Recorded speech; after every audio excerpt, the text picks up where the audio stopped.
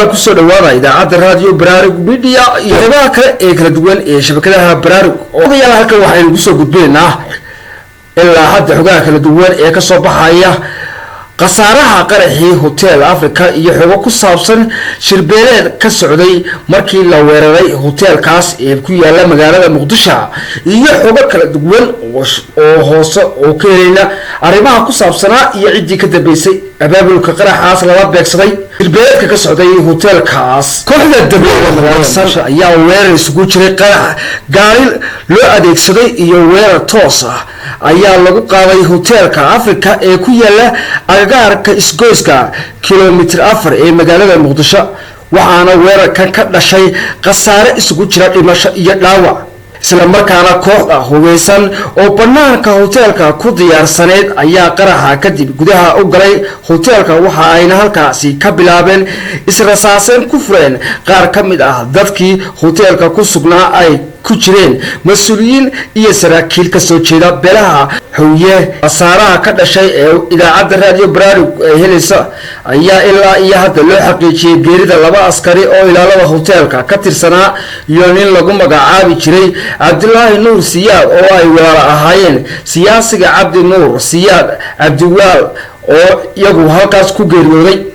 geesta kale idaacadda raadiyo Baraarug Media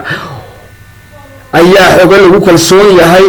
oo ku saabsan arrin cidii soo abaabushay qaraxan iyo kooxdan lagu sheegay in ay ka tirsan yihiin al-shabaab, laakiin cidii ka dambeysay kooxdan iyo abaabulka cidii la doonayay in halkaas lagu qarajiyo dadka dhow taliyaha NISA ee Fahd Yaasiin iyo xafiiska madaxweyne Farmaajo ayaa wakaaladda idaacadda raadiyo Baraarug u cadeeyay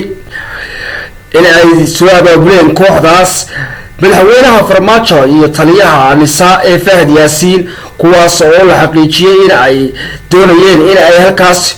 ay ku dilaan sida ay kooxdaas u soo abaabuleen sidii ay u qaarajin lahaayeen siyaasiyiin ka soo jeeda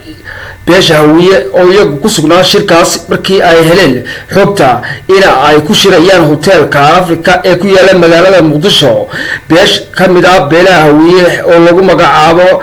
Cayl beeshaas oo la sheegay in ay ka soo qayb galeen shirkaas xilligaas uga socday hotelkaas, markaana dadkaas oo ka gaabsaday magacooda inaanu shaacino sababo la xiriira dhinaca amnigooda ayaa warkan inuu saameyn ku yeesho ayaa idaacadda raadiyo Baraarug u cadeeyay in markii madaxweynaha dalka Soomaaliya Farmaajo iyo taliyaha sirdoonka Fahd Yaasiin ay ka warheleen xogo ku saabsan kiishan oo dhamaantood ah oo ka mid ah beelaha hawiye oo halkaas ku lahaa shir ay ugu kaga arinsanayaan kiis gudoomiyihii dhawaan la dilay ee degmada Hodan oo naxariistay Cabdi Xakiir oo xilligaa ku sugnaa sida ay sheegeen ay arrinkoos u fadhiyeen beeshaasi hotelka ay soo weerartay beesha Cayl oo ka soo jeeda beelaha hawiye ee ku shiraysay hotelkaas ku yaala magaalada Muqdisho oo xilligaas shir uga socday ay soo abaabuleen taliyaha NISA Fahd Yaasiin iyo madaxweynaha dalka Soomaaliya Farmaajo oo ka dambeeyay abaabulka kooxdaas hubeysneed ee soo weerartay shirku uga socday hotelka Africa ee ku yaala magaalada Muqdisho. xubnaha ay doonayeen taliyaha NISA Fahd Yaasiin iyo madaxweyne Farmaajo in ay ku qaarajiyaan shirkaas ayaa doonayay in ay qaarajiyaan ay xoguhu idaacadda raadiyo Baraarug u xaqiijiyeen oo la doonayay in goobta lagu dilo Generaal Indhacada iyo Generaal Galaal iyo Generaal Laba Afle. markii weerarkan uu bilowday waxaa gudaha hotelka ku jiray ciidamo badan oo ay wateen saraakiisha kale ah Generaal Indhacada, Generaal Galaal iyo Generaal Laba Afle iyo saraakiil kale, kuwaas oo iska caabin adag ay kala kulantay kooxdii weerarka ka soo qaaday ee ay soo abaabuleen taliyaha sirdoonka ee NISA Fahd Yaasiin iyo madaxweynaha Farmaajo iyo Fahd Yaasiin qaar iyagu ka soo horjeeda siyaasadooda oo maadaama uu waqti gaabsi ku jiro muddaxileedkii madaxweyne Farmaajo in ay yihiin xubno saameyn weyn ku leh dowladda madaxweyne Farmaajo, taas oo ay doonayeen in ay ku dilaan hotelkaas xubnahaas ka soo jeeda beelaha hawiye ee ku sugnaa goobtaas. dhinaca kale war rasmi ah oo ilaa hadda ka soo baxay dowladda madaxweyne Farmaajo ee ku saabsan qaraxa